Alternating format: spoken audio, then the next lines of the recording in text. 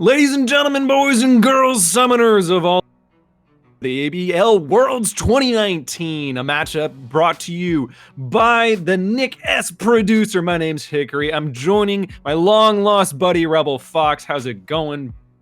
Hey, it's going great, man. It's glad to have you back at ABL. It's been a long time since we've heard your gorgeous, luscious voice on this broadcast, and I, for one, could not be more excited to hear more of it. Oh, I appreciate it because I totally botched that intro. I didn't even mention that we're going to be watching a match, two matches actually, between Skizm eSports and Team Fish Taco. Now, as someone who is totally literate, knows everything about every team and every single player, but just in case I know really everything that's going on, but just in case the viewers don't, can you just give me a little bit of rundown about these teams, where they are, where they've come from, and what they're trying to do tonight?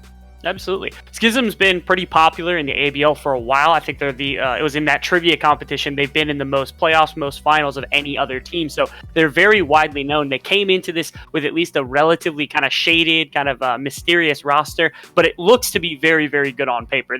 We're able to get in. They were super competitive in the play-in stages. And now you're bringing in Your Nurse, Jacob, Nikita, all these really, really talented players into this. Team Fish Tacos, another super good team, super popular at this amateur scene. They have teams all over the place. You probably have heard of them before, plus their logo is adorable. They're bringing in a solid roster, especially around Zinthis. Zinthis is a master ADC, is the highest ELO player in this game. You have to keep an eye on him to actually pop off because that's probably where they're going to play around.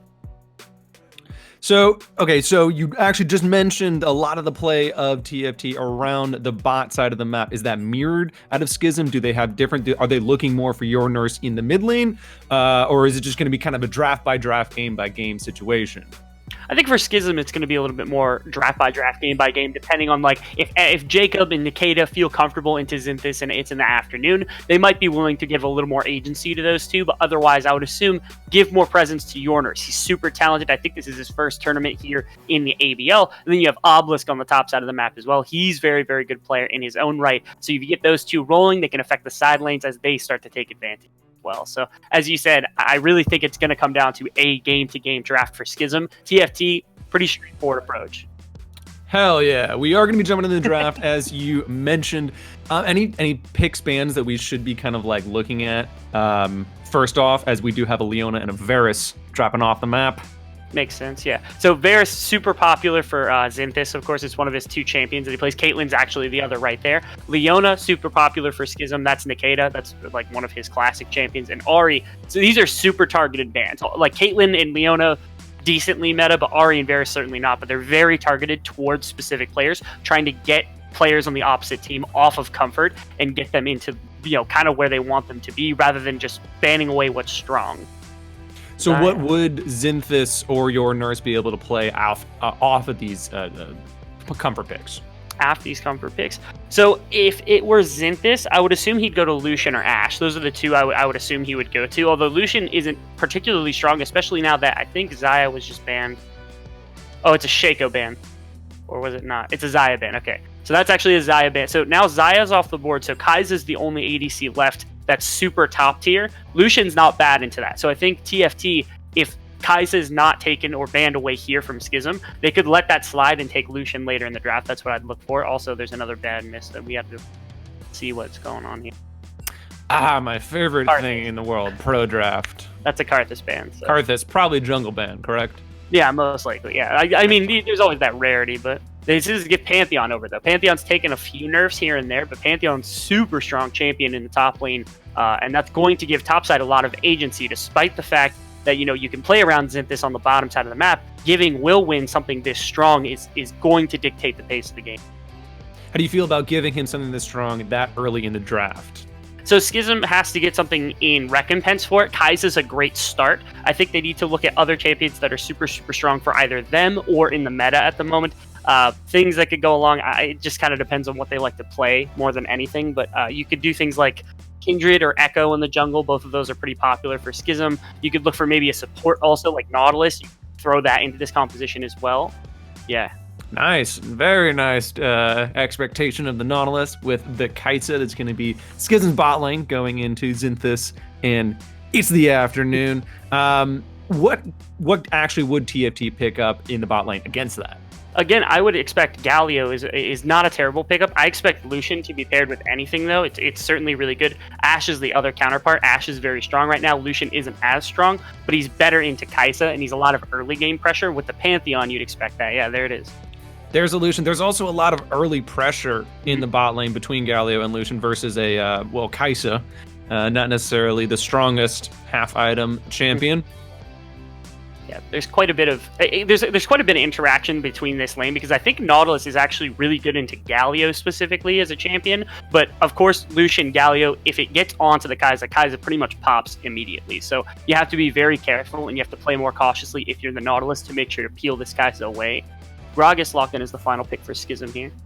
That's a lot of setup for that Kai'Sa as well, between the Nautilus and the Gragas at jungle as well. Not a lot of, at least in my opinion, safety from the dive of Pantheon, Galio, or Lucian just yet. More going forward. And a Braum ban, interesting. I was kind of seeing Galio more as a support. Yeah, it's possible they're running it out of the mid. Yeah, I would expect it in support as well. It can be flexed mid lane. Like they're likely banning away supports here to make sure that it does go into the bottom lane, expecting to have a decent laning phase with this Nautilus. They're just trying to protect that pick as best they can. They could also pivot here, so they take Braum away, so that one champion that TFT maybe plays alongside the Lucian is gone, and now you can ban something in the mid lane to make sure. So now they don't have that pivot point. Now Galio has to go, and they get a power pick off the board. That's the Akali. So that is what is expected. Nice. So it's a bit of a force of the Galio, and then also... Yeah, they also get at least one ban away, so they can make sure they have something taken out of that mid lane pool. And of course, Galio can still go to that mid lane pool, but now the support pool has been pinched a little bit harder, especially with Leona already taken away. So it's going to be difficult for TFT to kind of flex this Galio a little bit harder. So speaking of flexing, how are we going to finish off the pumping of the iron of these drafts? Who needs to pick up what to finish their team comp?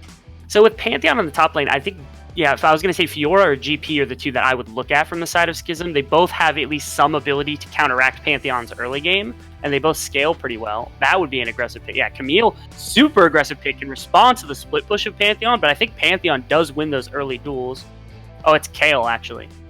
It's Kale. Okay, that's a very, very different look than Camille. Okay, so Kale mid or Kale top, I guess, is my bigger question then.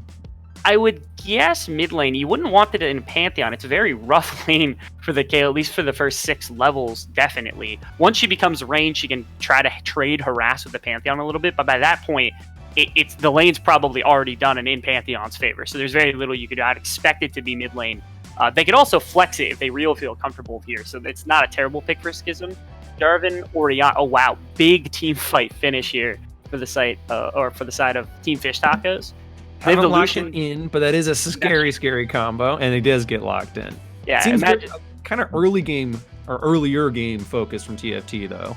Yeah, so early game focus coupled with some late game scaling team fighting from Galio, from Orianna, from Jarvan means that, like, if you get ahead with Lucian and Pantheon, it doesn't get worse for you from there. Your team fighting is still very strong, and these champions will do lots of damage in the skirmishes in the team fighting phase to start with anyway. Skizm's response, again, with Kale on the board, I would expect GP Aurelia might be. Again, they can flex around the Kale and whatever this is, depending on what they want the matchup to be. It is Aurelia. And the Aurelia probably would be into the Pantheon as opposed to the Kale into the Pantheon. As you mentioned, that's a bit of a scary matchup. So we're probably, not exactly, basically going to be looking at a Kale, Gragas, Aurelia, Kai'Sa, Nautilus team composition for Skizm, with a Pantheon, J4, Orianna, Lucian, Galio team composition for TFT. And you said that a lot of TFT is around Xynthus, and comparatively a lot of Skizm is around your nurse. So we have a very, very scary early ADC in Lucian for the Star ADC, and a pretty successfully late game scaling team fighter in Aurelia for your nurse. Now, how do these match up to each other one-on-one, and then also in the team versus the team?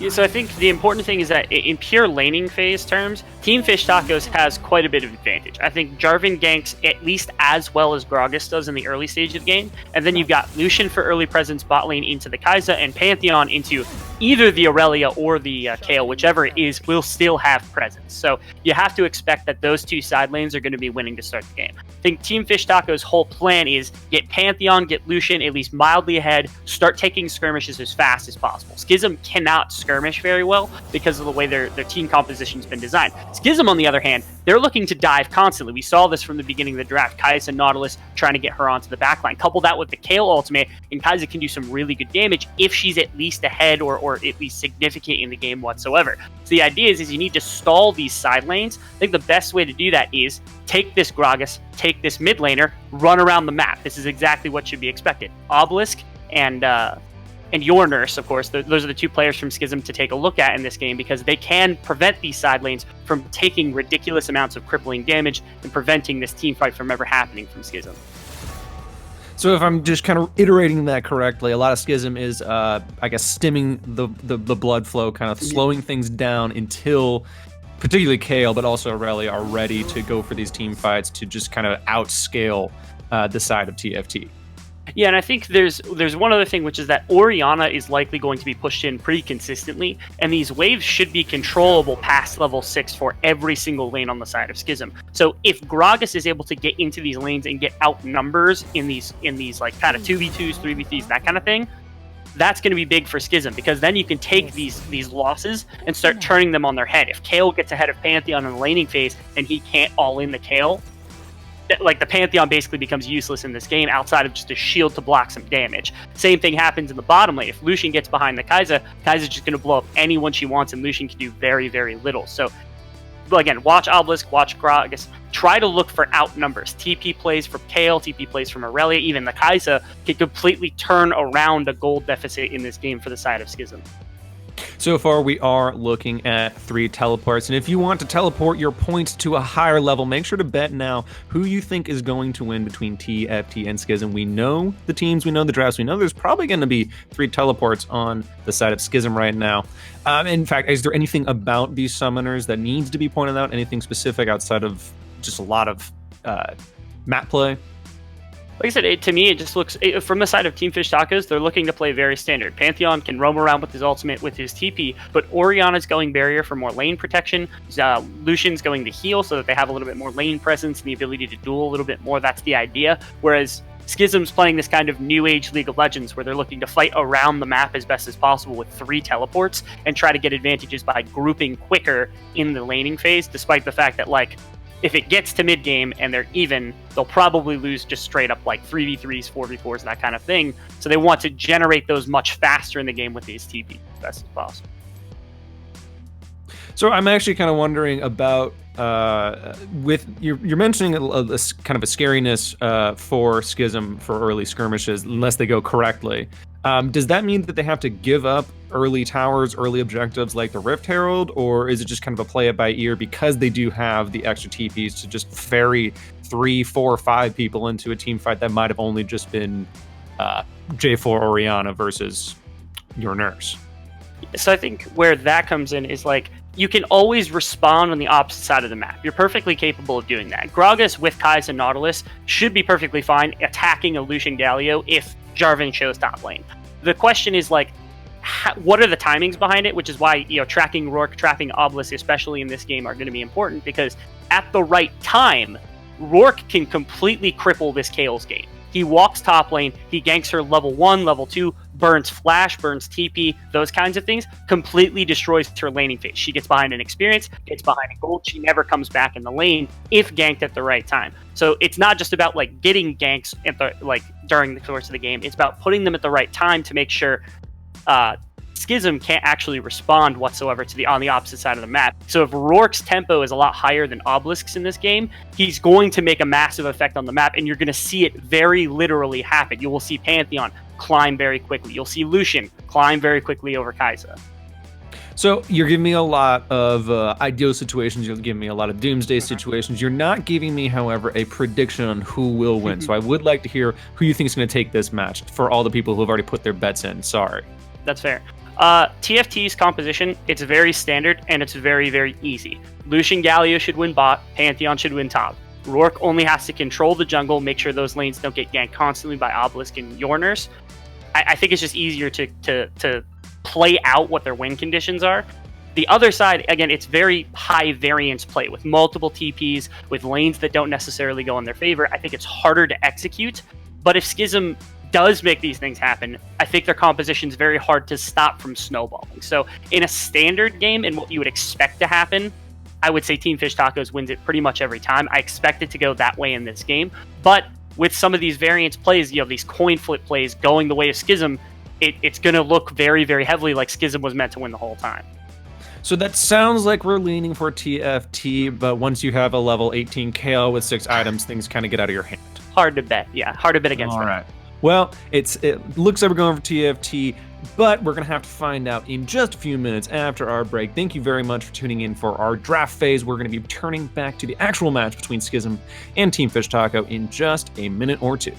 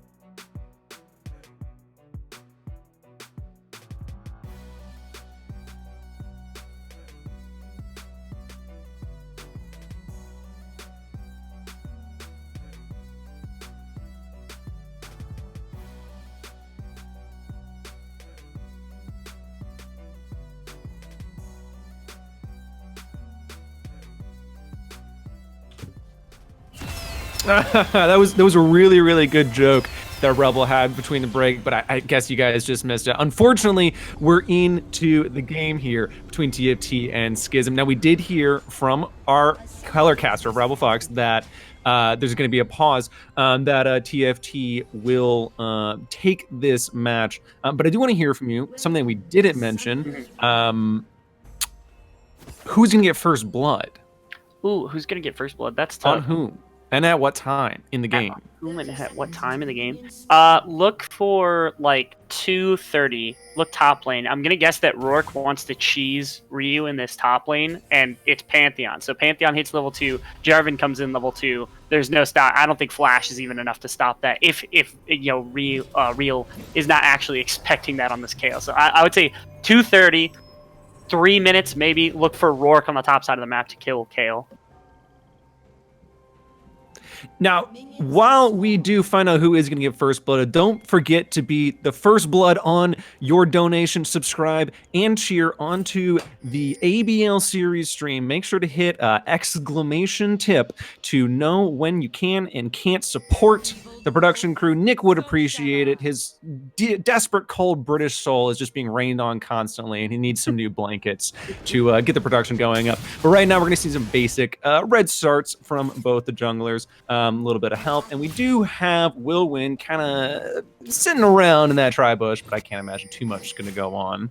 Although some pings are actually going up. They do know he's there. Yeah. Yeah, I don't know if it was warded or not, or if they just saw him walk in there. Yeah, it's interesting. So Gragas actually opts to start red buff alongside the Jarvan. Jarvan spots it out and goes for his blue buff immediately.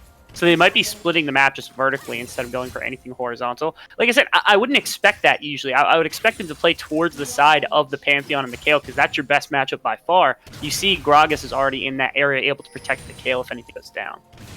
There's just a lot more experience from the Krug camps than the blue buff into Wolves. Flawless Duet does hit in the mid lane for your nurse. A little bit of trade-off, but actually kind of equal trade from probably not fed as well. And does look like, at least for the time being, split jungling is the way it goes, as Obelisk is not really looking for a gank here. He's just looking for the blue buff. You were correct. Yeah, vertical jungling at its finest. But this is a slight advantage here for Rourke, because he didn't have to take that Krug camp immediately. He was able to clear out this entire blue side. As long as Orianna isn't completely pushed in, then both Orianna and this Pantheon could collapse in the event that you want to do that. But that does mean you're extremely wrong about the first blood, but Will Win might be trying to show you right. No, he doesn't go for it all the way. Just a little stun, little trade. Now trade in the mid lane as well, but the Flawless Duet does not seem to want to go out. And so far, actually, speaking of pushed in, probably not fed is kind of holding his lane pretty well, uncompared to Ryle and Jacob, who are already pretty far down in the CS. Might be a little more to catch up as it crashed into the tower, though. Yeah, it's looking scary top already.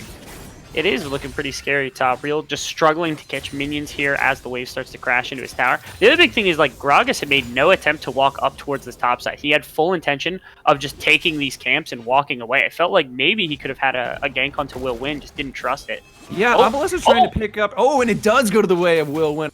Not have smite up. He didn't have belly bump either.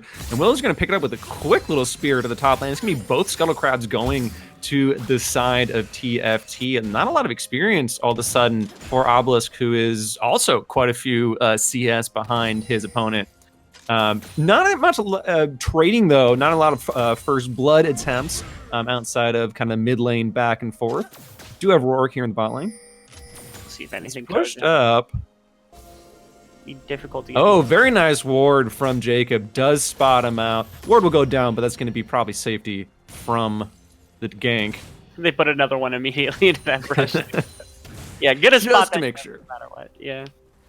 Now Jarvan, though, does get to come down to his bot side and take his Krug camp. So as you said, that experience and that gold lead by Rourke here, just from the fact that he denied not only the Gromp, but also that Scuttle Crab in the top river. It's a massive loss here for Obelisk. He has nothing to work with. I think he has Predators up as well as an Amplifying Tome, so he's going to look bot lane here, but...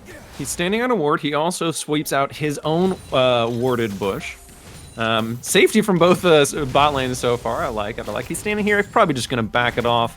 They should know that Rourke is at least relatively in the area, but looking back top, about a 30 CS lead, 25 or so for Will Win is about what it looks like when I top lane versus even Gold League players. But not very comfortable. But again, Ryle, real is on a scaling champion.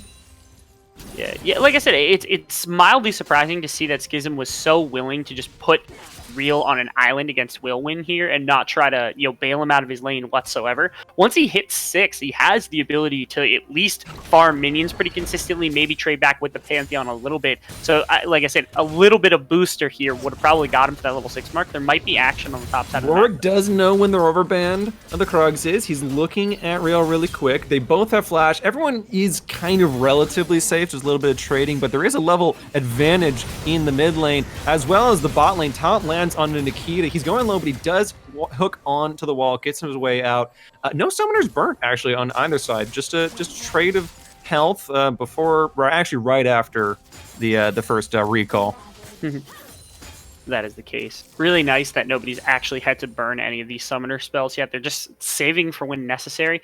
Like I said, it felt so much that this bot lane has just been playing comfortably back and forth, just farming minions, not doing much. Small lead here for Zinthus on this Lucian pick, but it's not massive over this Kai'Sa by any stretch of imagination quite yet. And without teleport, he's going to lose at least one wave, so there's that. Dragon looks to be the objective as well. What dragon is it? Is an ocean dragon. Very, very nice to get that earlier. It'll kind of assuage some of the issues that he's been having versus Will Win. Floss Duet does go wide. Flag and Track also goes wide, but there is the bop on top. And that's going to be first blood. Pretty quickly picked up Rourke. You got the right person. You're just about 4 minutes off from where it might have been. Rourke's going to help him push it out as well. Yeah. I actually really liked that play from Rourke. So if you saw, he threw the flag down to the left to make sure that escape route. Yeah, I want to see if this replay catches it. But watch where the flag location comes down. So you see an aggression here by your nurse. There's the flag on the top side of this play, and then he immediately tries to go that direction with the ultimate in the queue. But that was prediction from Rourke. Really nice placement of that flag. Means neither one of them has to burn a summoner spell to catch up with your nurse and punish it. That was pretty. I had no idea that he did that. I thought he looked like he just missed it. He's going to try and flag and drag his way out. He does make it out. Flash forward, actually, from your nurse. I'm not sure he can really follow that. That was a little, valiant. Yeah. Aggressive. I don't know. I'm trying to think of the word, too. Yeah, I can't get the right word either. But yeah, you're right. It was a little high expectation there for what you definitely could have accomplished. It was pretty bad. Just bad is another good word for it. It was just really bad. Rourke and friends have been able to keep Obelisk on a pretty tight leash, as we do see another war go down on the blue side of Skizm's jungle. And with first blood going the way of Rourke, he does have a lot of command. Stun does land around, but he's still, that's actually a pretty low will win to be going into this level 7 ult full Kale. Actually, I wonder if Riley even wants to push a little bit harder. Might bait it out. The ult does come out and flash forward. It's a trade kill, though. A little bit early on the flash, but well done for someone that far behind in the lane. Yeah, well, so it does land in the mid, though. Actually, we see that fight play out. No, okay, yeah, the phase rush is going to get around. Yeah, I think what was happening there is Real actually expected the flash from Wilrin. Yeah, we'll see if a replay comes through. Yeah, I think what happens, so he keeps getting poked down. He's just not responding for the most part. He has Conqueror stacked right there, but he's not able to get any autos off, so it's not really taking advantage of it. This E doesn't really do much other than block a little bit of damage, and ult comes in. This is where I think he predicts the flash, but nothing came out from Wilwin, so he just ends up trading a kill and burning the flash in the end. So nice little bait from Wilwin there. Yeah, it looks like he knew he was dead and wasn't going to really go any farther into it. He doesn't actually even use his TP. He's just walking mid with no dragon available. Maybe they're looking for something mid here. Yoris does not have flash. Actually, they do flash forward onto him, and a big dog pile gets the second kill of the game onto Yorners. Well timed with the lack of flash. Yeah, like that a lot. Yeah, a nice aggressive play from Wilwin to give probably not Fed at least a little bit of breathing room. And as you said, you know, advantageous lanes, 20 CS advantage for the Lucian, like 40 CS here, and a kill advantage now for Wilwin in the top lane. But this mid lane disparity where the one strength you might have had with your nurse, now he's at 2 deaths, and he's actually down a CS right now to this Orianna. So really, really nice job trying to supplement this mid lane here. A little bit of turn in the top lane, and does look like Rourke is on the way. But if you haven't been joining us recently, this is actually the first game of the day. We had a reschedule earlier. TFT and Skizm up on deck right now. They will be playing each other again next time. It's kind of like a best of 3, except there's only 2 games, and it's a best of 1, but it's like a best of 3. Almost, yeah. Almost. You do get to see the adaptation. That's pretty nice. It's like, unlike a best of 1 where it's like you just have to bust out whatever strategy you think is going to work, they actually have a second time to play where they can make adjustments in the draft, things like that, to try to see what works in that case. Yeah, I always like when there is more games that a team can play versus another team, whether it's a best of situation, whether it's game after game after game, because that adaptation comes out, the depth of their champion pool comes out. Actually, even just kind of the mentality, the tilt of being 30, 40 CS down in the top lane and 2 kills. I mean, you might not be feeling it this game. Are you feeling it next game? It doesn't seem like Jacob's feeling it. Rourke's on top of his head. Actually, a little bit healthy there. And that's a lot of long-range ults. Willwin does try to dive this. He's pretty far in, though. Stopwatch does go down. Flawless Duet does get missed. That's an easy shutdown for Yornurse. Yornurse is still trying to push Flash away from Is the Afternoon. Probably Not Fed does pick up a kill, though, and Rourke's going to finish off the final kill. Body Flash slam on to, I think it was Rorik by Obelisk. They're finally going to keep the kill. That was a very, very messy fight from the two of them. Definitely want to see a replay there because I kind of lost it a little bit halfway through. Absolutely. I think the big thing was so they started this playoff just trying to collapse on bottom side with the Pantheon. No one's under tower right now because there's no damage that can be brought out from the Jarvan anymore. He has no ultimate. So it's really just the Pantheon under tower by himself. And then aggression back from Aurelia tries to turn something, but a big Orianna kind of saves this fight. Jarvan Zonia's here. He gets flashed on. That's a really, really good play from the Gragas here to outbump Obelisk, able to get that, but he's going to sacrifice his life anyway, so he just trades 1 for 1. As you said, it was pretty messy. I think it was unexpected amount of damage going onto the Jarvan ahead of time. Otherwise, they would have taken that dive immediately, and Pantheon probably would have walked out with his life and another kill.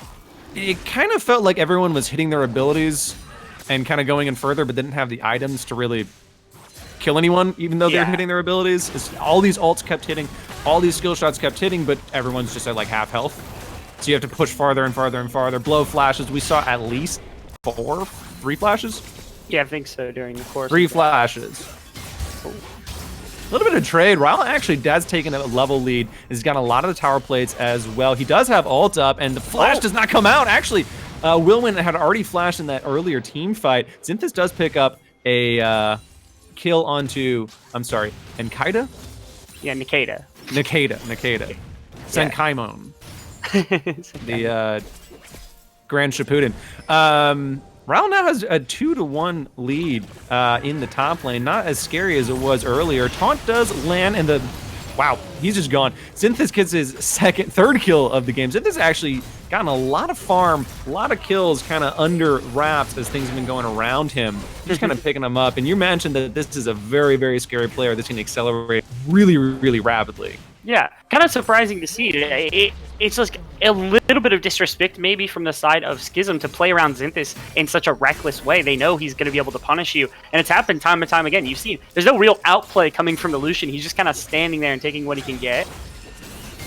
Oh.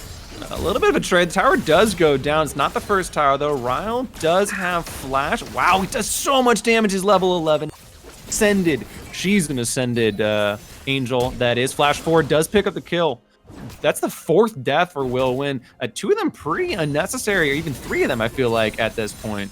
Yeah, it feels so much like now that Willwin is just underestimating Nikale's ability to damage output. The first 2 deaths to me were disrespect to the amount of damage he could output while he's CSing. So he's picking up these minions, trying to push her in constantly, but she's getting 2, 3, 4 autos every single time he does that, and that just starts to tank up, and then he doesn't have to help the trade back. That time, I think he just misplayed. He didn't use the E to block any of those auto attacks or the gunblade whatsoever. So he just tanks all this damage, and then he's like, what happened to my health bar?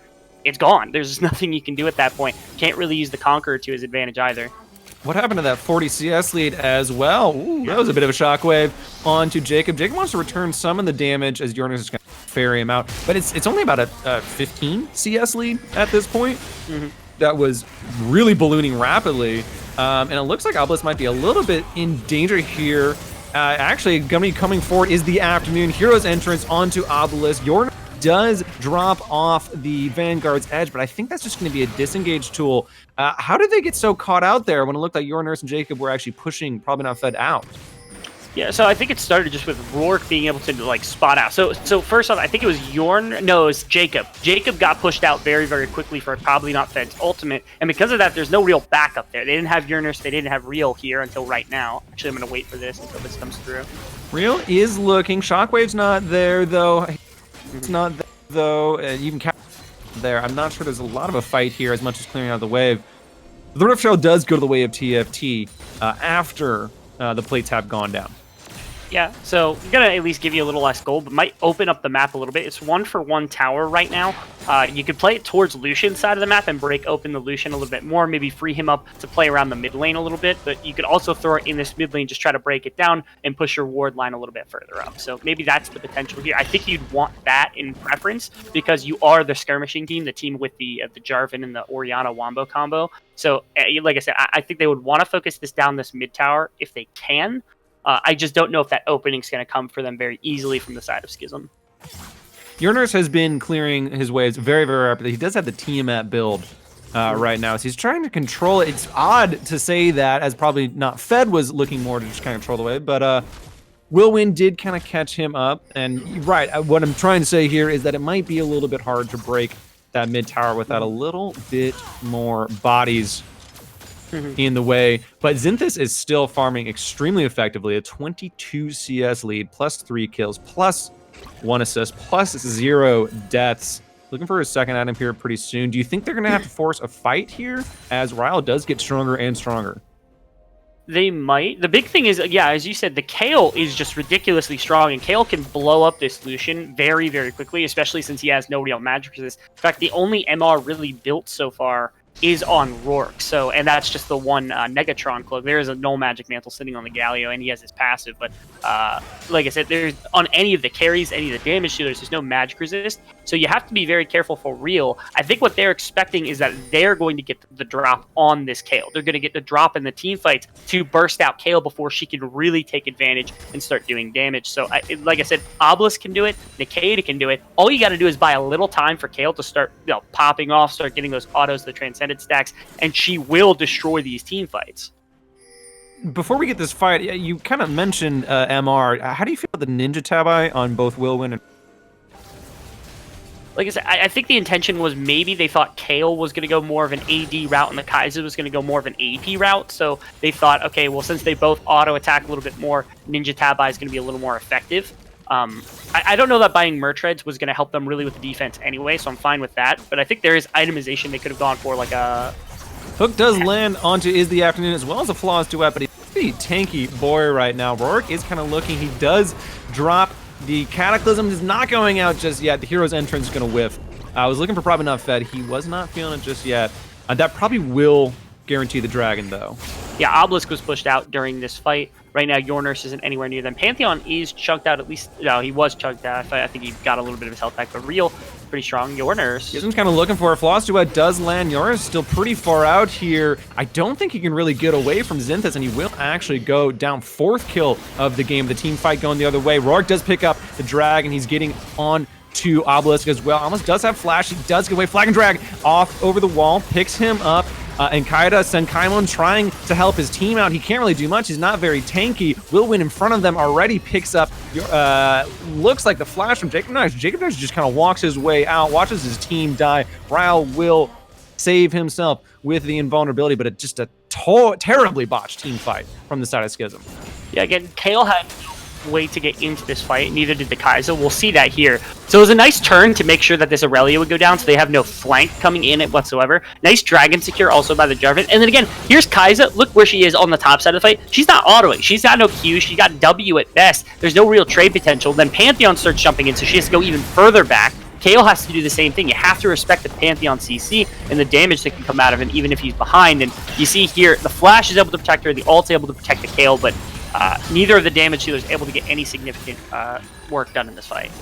But almost every big cooldown for the DPS of Skizm was to save them. In the meantime, the mid tower did go down. Actually, Ignite is ticking on probably not Fed. He is going to have to flash out of this. Rourke trying to get his mid laner out of the way, and I think they do walk it out. Obelisk is going to toss him a drink as they get a road sody on their way home. That they do. I think it was just also that the Predator was on, he had it available, so the cask is pretty low cooldown, so he just wants to burn that as best as possible. Nice early flash though from probably not Fed. He could have gotten caught out very easily. I think a lot of people underestimate how long Predator works for, so nice of him to flash back to his jungler, make sure he and Rourke don't get punished there from the Grog, those Predators. Also, nice little play here from the side of Skizm to be able to knock down that mid tower. They have a lot of pressure in side lanes too, so finding that with only 3 members is that's pretty lucky. all of a sudden a lot of vision it was able to go down around the Baron pit for the side of Skizm, despite losing a couple team fights in a row. So it seems like probably not Fed's catch out there was a little more detrimental than maybe they expect. Nice smite secure from Rorik just to make sure that the blue buff goes to a team, but at the same time probably would be better on probably not Fed than Rorik. That is There's a lot of that vision though. Yep. Pretty nice. Yeah, when you have priority on the vision to start with, you have to be able to defend it, and because they're backing off, they're not really able to stay forward in this jungle. They're going to lose a little bit of it. There's still a couple of wards here and there, especially that flank ward on the back side of the, or on their side of the jungle. It's a really nice place because you can spot them out as they're entering and exiting from there, and it's a nice TP position for the Kayle or for the Aurelia whenever they want to come in. They're kind of looking, they're holding the sideways for the time being. They're comfortable that TFT is not going for such an early Baron just yet. They don't really have the best take of it. Will Win trying to trade. That's a 2-level disadvantage for him. Things really starting to go pretty poorly in this top side, bot side matchup. Only a few CS, and I feel like Ryle just doesn't even care at this point anymore. Yeah, a really big issue, I think, with this Pantheon at the moment. This. Right. Black and Drag as well missing. Everyone's missing. We're just saying hi to each other. Yeah. Like I said, I think a big issue right now in this top lane matchup between Will-Win and this Kayle is that there's no completed item here for Will-Win. You guys see this fight actually turns into anything? They're just kind of poking each other. Welcome, Upsurge Esports. Thank you very much for the raid. I appreciate it. Thank you guys for tuning in to the first game between Skizm and TFT. Nothing has happened just yet, but Rouse is going to get a free kill. Flash burnt for Will Win. No way he gets out. He's just right under the tower, and he's dying. This probably is going to be the bot lane tower going down as well. One might assume they don't even have mid lane control anymore. We don't have control of our chat anymore. No one has control of anything anymore, except for Real, apparently, in the side lane, just able to throttle anything he wants. Again, no magic resist still for this Pantheon, so the only defense he has is that shield, and he just completed his first item with the Black Cleaver. He has no presence whatsoever in the side lane against the Kayle. I think what you have to do is almost throw the Pantheon in the mid lane, and then expect Orianna to be able to kind of defend herself in clear waves against this. But she doesn't have TP, so you can't even throw her in the side lane against it, so I think you're just kind of stuck praying for a good 5v5 or praying for a nice fight where you can keep Kayle from getting into it with the Pantheon, or at least force her to burn TP early, something along those lines to make sure that this 5v5 goes your way on the side of Kingfish Tacos. I'm sorry, chat. This is Worlds. TSM isn't attending. That's correct, yes. Ooh, that's a nice flash away from Jacob. I thought it was going to be his first death. Probably not Fed. Actually, has had great shockwaves, forcing lots of flashes, lots of ults out of the way. Wilwin's going for it here. He doesn't have flash, though. I'm not really certain about that. They're just trying to get some pressure, hopefully around this dragon coming up in, 40 or so seconds. Yeah, I think right now this dragon, it's a Cloud Drake, so they're going to even the dragons out here if they're able to secure this one. It's also really nice to be able to bait fights like this. So these neutral objectives have been the best way for them to try to generate some of these 5v5s that they're looking to use. They're using the Orianna ultimates, the Jarvan ultimates. This right here, the clustering them, fighting in these kind of neutral objective areas is the best way to generate them. They weren't able to bait out any TPs, but they did save their top lane tier 2. Ooh, that's a lot of damage onto Obelisk. Flag and drag forward, looking for Jacob, but I don't think they have enough damage yet. Jacob's actually kind of strong now. Big cats and the ultimate on to Senkaimon. I can't do it. Zinthus does pick up the kill. I just can't remember his name. I'm sorry. But Auroric trying to get his team out of here. Oh, flash forward, actually, from Is the Afternoon. A little bit of trading between your Nurse and Wilwin as well. Wow, your Nurse actually really, really low. Wilwin might actually be able to pick up the skill. He doesn't have a stun just yet. Flaw's Duet might be just enough. Here comes the spirit of the back of your Nurse. And are they pinging onto the Baron right now? They are. Yeah. Once again, this fight is won completely off the back of the fact that Kayle and Kaiser are getting pushed out the back. You have the Galio and you have this Pantheon, you have this Jarvan that are able to create this massive zone that if Kayle and Kaiser don't respect, they probably just get burst out from the rest of the damage. And so there's just nothing you can do. They put forward damage into these carries, into anyone that actually matters. So Lucian and Orianna able to do pretty much anything they want. They're completely free in these fights to deal damage. Baron is pretty low, about 3 or so thousand.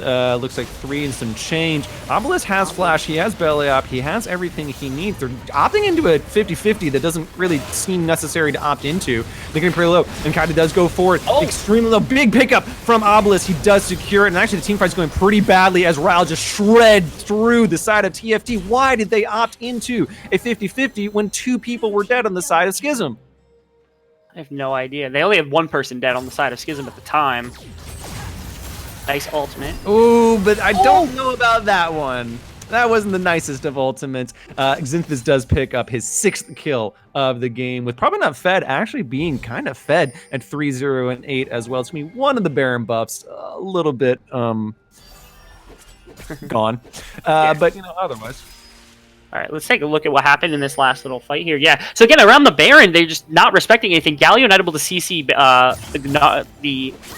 my apologies, the Gragas, so he's able to get through. And then finally, Kale's able to move up in this pit because Orianna and Lucian are completely free fire here. That you have this Aurelia to be able to stun them, you have this Kaisa, so they have to respect all that damage can come out. This is where the mistake happens, though. Really nice ultimate, able to deflect this Kaisa shield, able to stop that from happening, and then an ultimate from Lucian very nearly picks up a second. You know, a little bit of denial, at least in terms of the fighting there, but kind of misplayed around this Baron for Team Fish Tacos, and that you can't have that happen when you have the 5v5 and the advantage of a champion. Ryle is utterly terrifying now. Yes, he's horrible. Yeah, he has the Rage Blade, the Gun Blade. Like, his damage output is just nutty, and he's got a Zonia's right now, so it's not going to be easy to kill this man. He was able to shred through the side of TFT, who probably should have won this game 4 minutes ago. Yeah, that's probably true, at least to some extent. The one fear, though, from Real on this Kale pick is that without his ultimate, without some sort of stopwatch, or at least somebody to peel all these champions away, you still have to deal with Pantheon jumping onto you, Jarvan jumping onto you, and most importantly, there's no armor on this Kale at all. So if Lucian's ever able to damage you, you have no protection against that whatsoever. You are terrified of this Lucian right now. Lucian's the exact same way for the Kale, so I think that's what they're playing around right now, is Orianna and Lucian playing up against the damage from Jacob and Real here, just trying to make sure nobody dies whatsoever, nobody's able to hit the other carry. Is the afternoon know that he can't taunt Flash anymore? Nobody told him that, unfortunately. Oh, that's unfortunate. Baron buff is about halfway through at this point. Let's actually check on our time a little bit better. Oh, it doesn't tell me. That's brilliant. That's fantastic. Production, get on that, please. Fighting in the bot lane as well, and it sounded like 50 so seconds. Got me a little bit distracted. Willwin goes down for the 7th time, but at the same time, 7 kills for Xynthus almost doesn't matter. Might be the sacrifice of the mid lane tower here, however, with Dragon coming up in a little bit less than a minute. Shockwave does go into Ryle. Ooh, very, very nice cast thrown out for Abelis to disengage. It's a shame, yeah. So I think the intention here was they sack mid tower because they know it's probably not going to be easy to defend as it is. At minimum, they're going to have to give up pressure in the side lane where Pantheon can't really contest super well into the Baron up minions plus the Aurelia. So instead, they opt to take off Aurelia's Baron buff and just sack mid tower. They knew something was probably going to go down at some point. So they get something back, and the Baron push is now effectively dead while this Dragon comes up, so they can prioritize that. What dragon is it? Oh, it's an Infernal Dragon. That is actually going to be pretty nice pickup for the side of TFT, denying it particularly from Ryle. Yeah, and at this point in the game, honestly, like an Infernal Drake for a tower is probably well worth your while. Like, especially with like the likes of an Orianna, a Lucian. You have probably 4 champions that use this Infernal Drake very well, and as you said, shutting it down from this opposition, they have 4 members as well, the Kaisa and the Kale, both kind of hybrid champions that need that Infernal Drake to do a lot of damage. Yeah, I think you take that trade every day of the week. Mid tower for a champion and Infernal Drake at this point, amazing. So I do want to check in. The gold lead has stayed about similar for the entirety of the game, but that means that the gold has plateaued quite a bit. And I'm curious as to how. I actually do want to check in with the gold individuals, particularly a 3K lead for Xynthus. He's so strong, but it just kind of keeps feeling like he's never really in it, if you know what I mean. He's cleaning up kills, he's getting fed a lot by his team, but all of a sudden Ryle's just on top of probably not fed, and the team fight's over.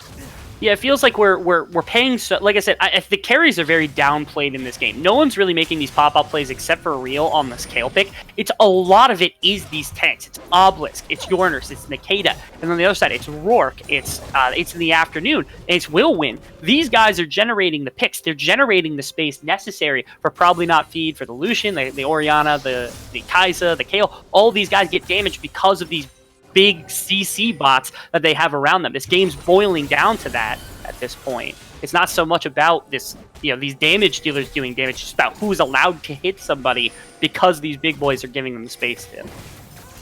So what do we need to see from either team? If Flag and Drag onto Ryle might be it. Hero's entrance as well. Nice stopwatch to keep him out, but the taunt will go. Here comes Wilwin as well. Finally, Xynthis is in the fight. He's able to zone out the rest of the members. Flaws Duet goes wide, but actually the cast is going to, just almost be enough for Xynthis to be taken down by Yorners, but Obelisk will just walk away. Team fight 1, but Baron isn't up for just about a minute or so. I think just Vision is going to be the biggest prize, although Jacob wants to be a prize as well. Flag and Drag onto him. He's stunned. He's done.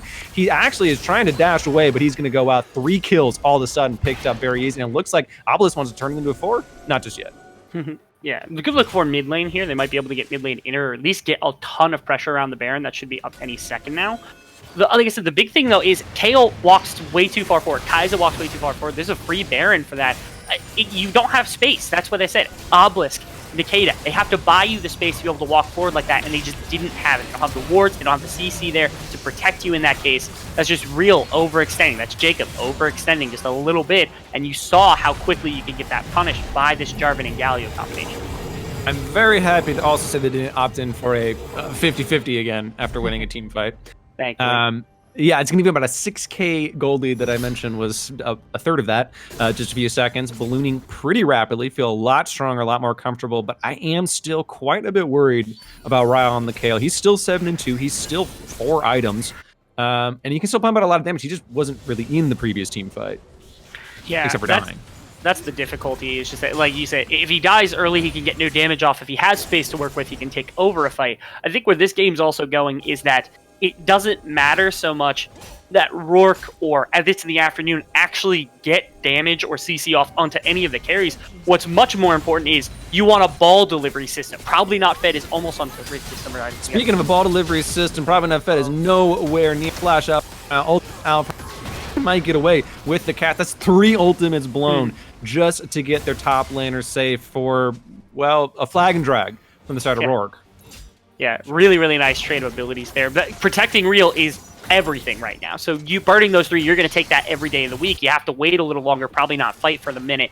But at the very minimum, you don't lose the game just off the back of 1 pick right there. Again, Real, not respecting. No vision control right now to work with. So he's just too far up in the jungle. He's got to stop. He has to play back, play behind all of his teammates, because that's how he's going to get the damage out. But he knows that he's the carry of his team. He's going so far forward. Is Rourke. He Flag and Drags heroes, and not going to be way. Might just be enough for the tower secure. A lot invested. They do pick up the tower. They do get a few flashes out, and they probably will get the inhib as well. Fast forward is Wilwin. He's trying to look for a big shockwave onto Kaida. The team fight is looking very good for TFT. The gold lead is so far forward. Ryle's trying to turn it around. So is Yorners. The shutdowns are going through. Jacob is getting the damage out, but I don't think he's far enough. A double kill for the side of Probably Not Fed. That's the final kill. That's the quadra kill for Probably Not Fed out of nowhere, and it might be the team as well. The game, even. Yeah, game's over right there. Again, it's just a little too far up in terms of positioning for Real to be able to put out damage. You got engaged on by Rourke. It's in the afternoon a couple of times. Again, I can give as much credit as I want to Probably Not Fed or to Xynthis in this one for doing a lot of damage. But honestly, Rourke, It's in the Afternoon, and Wilwin bought them every ounce of that damage. They are the ones that outplayed every team fight. They did an amazing job of giving their carries space to work with. Because of that, actually, both Xynthis and Probably Not Fed were able to outdamage Ryle despite how fed he was able to get. It's kind of somewhere in the 20,000 range for all 3 of them, as well as Wilwin, actually, who brought it back. Speaking of bringing it back, can you tell me a little bit? Things went a little bit weird for TFT, although they were looking so strong. How were they able to bring it back, and what finally went wrong for Skizm? Like I said, I think it was just Ryle started to get to a point where he was ridiculously strong, and he felt like he needed to press for it. He needed to be auto-attacking before fights started to get damage off. And while, yes, you can shred Rourke, you could shred any person on this team, even Rourke, who's full tank Jarvan. You could do that with this Kale pick. The problem is, never once did he think, oh, I need to stay back behind my team because this engage can come out, because they can CC me until I actually die. There's nothing I can do about that, even with an ultimate, Azonius, and an hourglass in his inventory on that last fight. So just mild disrespect from Real. That gets them the Baron on the side of TFT, and then once they have the Baron, all they got to do is push down some towers. All they got to do, play around what vision they have, play with this engage that they work with. And again, they had the easier to execute composition. The Jarvan, the Galio, you saw it time and time again. Engage, just buy space, give probably not felid ball delivery system. You get instant damage. It's very, very like classic, clear-cut way to get damage and engagement off in team fights, and they played it to perfection. Well, I had my doubts, but you believed in the TFT boys from the very, very get-go. You were correct on game one. We're going to throw it to a break, but guys, do not go anywhere. Girls as well, non-gender binary planks of wood. I hope that you stay tuned in through our break. We are going to have the second matchup between TFT and Skizm. We'll see if Skizm can bring it back after the break.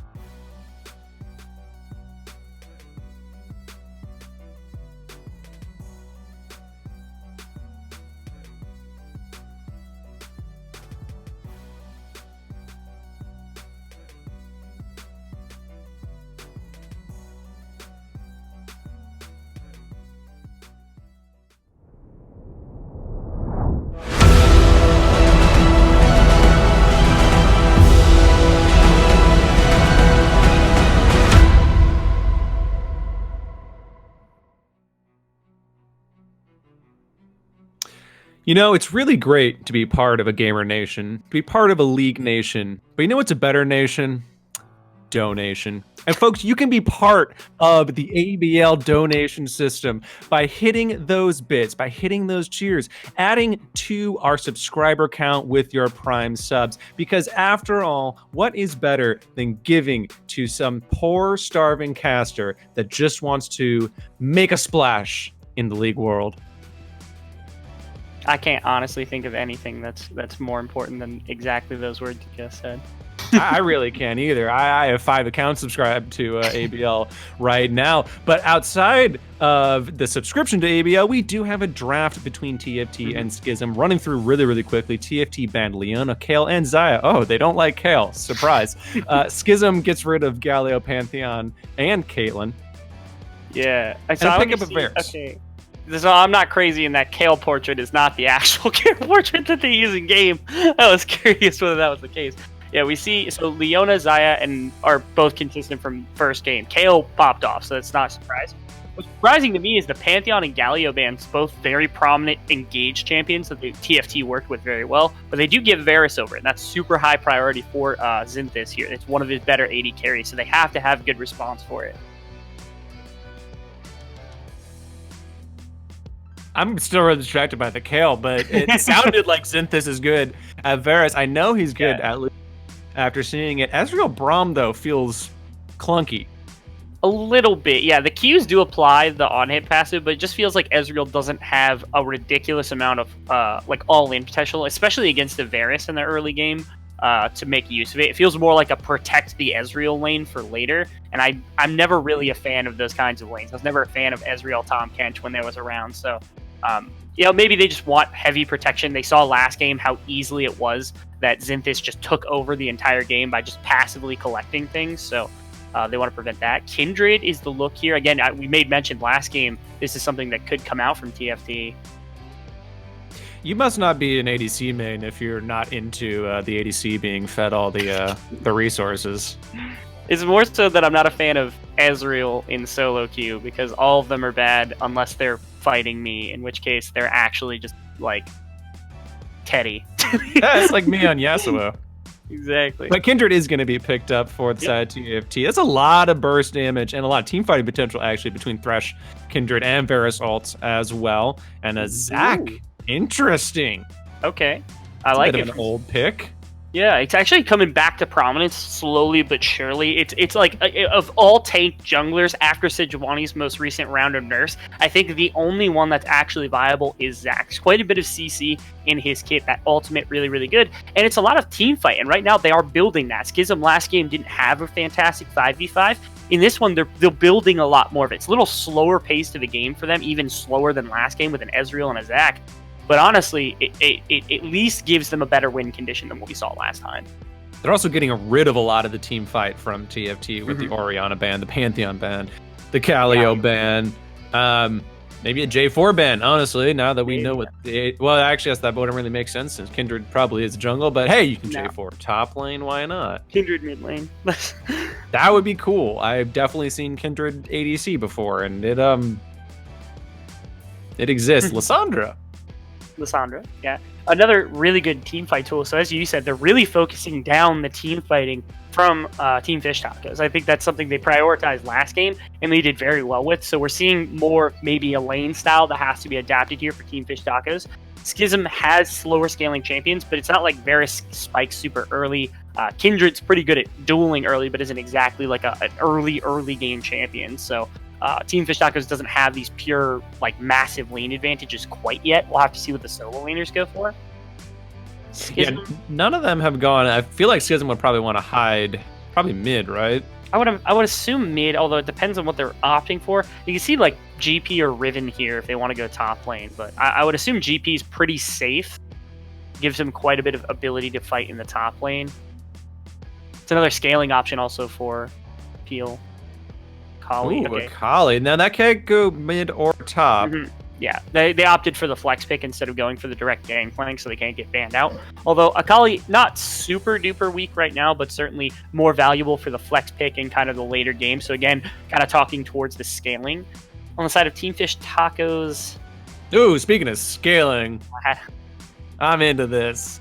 I am into this. Only if he goes Klepto with either Boots or Cole Start. Otherwise, there's just no reason to play for that. You go Klepto, Cole, and then you build an ancient coin, and you just collect money all game.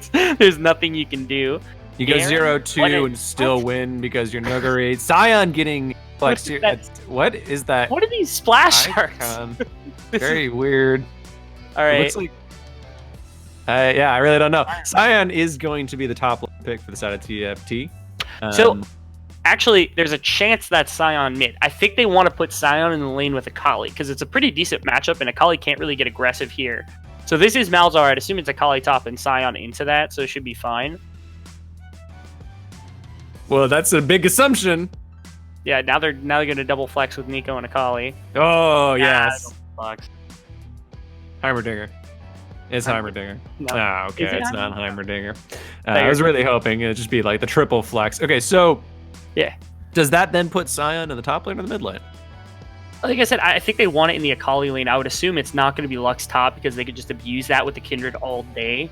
So I have to assume it's Scion top, Akali top with Vladimir in the mid lane. That's a decent matchup for Vladimir because it's hard to get him caught with any sort of Q or E or any massive trade damage without just sustaining back up. So I'm not sure why the Lux was opted for here. It also doesn't perfectly fit with this composition. I guess they could go more of a siege style with like Ezreal Lux poking away. I just don't think that fits perfectly in with what Skizm was going for. But maybe it's a comfort pick for the side of sorry, I can't remember his name. It's your nurse. My apologies. It could be a support Lux. It could, but then where's the Braum going? Totally mid. Totally or top. Mid. Could be top as well. We're going to have a quick delay before we get through the rest of the draft. In that time, I'm trying to think. I don't necessarily want you to break down the team composition just yet for me. Yeah. So can we talk about this splash chart really quick? What is this? I'm fine with that. It's the 10-year anniversary for League of Legends. It might be for the card game. Oh, that's fair. Okay, that makes sense for Scion. But why does Kale look like a cartoon character? What do you mean? That's what Kale always looks like. That's fair, honestly. No, that's literally. What are you talking about? Kale always looks like. And what am I talking? That's the splash art. All right. I get it. That's the splash art. You know what's also going to make a splash? Betting your points on who will win. You want to get those points up. You want to be the leader. I saw that there was someone named something Rebellious Fox as the leader, points all leader total. It doesn't seem very, very fair. It must be a, Hey, I'm the points leader right now? Buying in. I think there might be some sleeping with the enemy there. But we're getting into draft. We know the team compositions. So who then wins these team compositions? Hold on, I need to roulette all my points. Oh, see, this is my point. We're like, this is rigged. All right, who wins these team compositions? We can talk back and forth about quite a bit of this game. I'm curious to start with whether Varus is going to go for lethality or not. I doubt it. I personally think that lethality Varus is a lot stronger than on-hit Varus, but it's also less accessible in terms of team composition and like its flexibility and what you can do with it. So I'd assume it's on-hit Varus with the Thresh. That's another decent laning phase here for the side, for Xynthis and for It's in the Afternoon. So they have the ability to win bot lane just through this Varus pick, kind of bullying out Ezreal and Braum, making sure they can't CS perfectly. Kindred's also going to be a lot, I think, more important this game than even the Jarvan was last game because of the damage you can do, because of the lanes that they have. They can snowball very quickly. I mean, a fed Vladimir or a fed Varus is going to be ridiculous to deal with. And a fed Scion, who's killing this fed Scion? It's not Akali. It's not Lux. Like, Ezreal could do it, but it's going to take him about 100 Mystic shots. So I'm just, like I said, Kale, but Kale's not in this game. You said who? Who can kill the Scion? Yes, that was your question. I mean, like, that Vayne. You postulated. Yeah. A very, very Vayne. Vayne could also probably. I want to talk about this Lux, and I don't know how I feel about Lux. Lux is a monster solo queue, silver and gold, like most people watching. Unfortunately, myself as well. But I don't know how she fits into Diamond Masters game by any means. Like I said, there's a lot you can do with the Lux because of her siege potential, the long range, the kind of safety you can have in the laning phase with her E being really accessible wave clear. Also, into Vladimir. Vladimir does have kill pressure in certain matchups. I don't think this is one of them. Lux can throw a Q if he starts running at her, and he has to pool it, otherwise he just gets stuck there, and then she auto-trades with him and he loses. So if he W's that, then the rest of the trade can come through that. She can E in front of her, make sure to slow him down when he tries that, and then there's not much to the trade left after that because Vladimir just can't catch the Lux. So, barring a gank from Kindred, who has no hard CC himself or herself, there's not much that the Lux has to worry about for the laning phase. But again, Lux doesn't do insane damage. This isn't one of those hyper scaling mid laners that does ridiculous damage in the late game. She does do quite a bit of burst, but that and Ezreal combined for really good siege composition. The Braum helps keep people off. The Akali can dive for kills, and Zac can dive for kills to set up fights and stuff. But like I said, it's just weird to have this Lux in the composition right now. It has to just be comfort for Yorners into the Vladimir matchup to make sure he can get out of the laning phase. He did die, I think, what was it, 7 times last game? At least, yeah. Yeah, something like that. So that's, I think, the idea is they wanted something that he's going to... Ooh, Sion was traded mid. Yeah, I'm still waiting. There should be a lockout period. They might just be kind of flexing it to There's make a it look lockout pretty. period normally in like professional games, but here you can switch to the last second. So I'm just Really? curious whether that's the case. Yeah. That seems odd. Yeah. But I'm still just trying to figure out this Lux. Actually, would you? I mean, you mentioned quite a few about the Sion into the Akali matchup, but just assuming that they have swap for the sake of swapping, does Vlad go into Akali at all? Yeah, I think this gives Vlad at least more of a bully lane. I think it's harder to bully the Lux with the range and the CC she can provide, but Akali doesn't have any CC really, so all she can do is shroud and try to trade back with the Vladimir, which just doesn't happen. So I think that's the intent, is to give Vladimir, like you said, he can run Klepto, he can run the super high gold efficiency build and try to abuse the Akali with it rather than just kind of stalling out the mid game. Also, Sion has CC. He can set up Kindred ganks onto the Lux very easily. She can't stop him with her Q when his ultimate comes through as well. So Lux has to be very careful not to get caught by the CC from Sion. Otherwise, Kindred could punish it in the right situation. So I think that's what this is like Sion versus Akali shuts down that lane. Lux versus Vladimir shuts down his lane. So all the lanes are kind of like in stalemates normally, so they decide to twist it on its head. Vladimir can now run gold generation, and Sion can set up Kindred kills in the mid lane against the Lux. Well, so it seems like a bit of a stalemate that you just kind of described to me. So then how does this break? Who takes the game from where? Is it Xynthis once again just kind of waiting for his time? Or is Jacob going to match up to him? So it also looks to me like Nikita is terrified of this Thresh right now because he brought Cleanse. I'm assuming he also brought Unsealed Spellbook because you probably need some of those other spells, the combat spells, to make sure you stay relevant in the laning phase. But like I said, I think the Thresh is really good into this combination, and Varus should have a relatively free lane, even with the Zac around. Sion should be fine to roam around the map. He has TPs, he had ultimates to set things up, and I think that's where you have to look, is probably not Fed can get around this map and set up massive plays for Varus and Thresh, for Vladimir top, or even just for Rourke in the jungle. So look for him to kind of be around the place, do all of the work mostly for his team with the CC, with the push he can have into Lux. On the opposite side, they're waiting again. They're playing siege composition, waiting for Ezreal to get a couple items, Lux to get a couple items, and then just trying to play relatively standard teamfight composition. I think it's still going to be a struggle for Skizm though. So yeah, I was about to say the waiting plan, the team fighting plan kind of went horribly wrong for Skizm outside of one pretty fancy Ryle team fight around the Baron pit. Was it just the draft? Is it just okay now? Like I said, last game, the draft, it was a lot of engage, and there's a lot less in this game. So I think it's harder to set up all of these skirmishes, all these 5v5s that they had last time on the Team Fish Tacos. Vladimir doesn't have hard CC, Kindred's got a slow, Varus does have some, Thresh has plenty, Sion has some, but there's no like immediate engage. Jarvan ultimate, Jarvan EQ, Galio ultimate, all of those, just great ways to start fights. They don't have as much of that. It's really mostly the Sion in this case. So I think it's going to be easier for Skizm than last game. Still not easy, but certainly they should be able to fight it out at least a little longer in this. Alrighty, I hope you heard enough of the analysis. I hope you put your bets in, and if you haven't put them in now, we're going to kick it to a break, give you your last chance to see who will win. In a few minutes, we'll be back.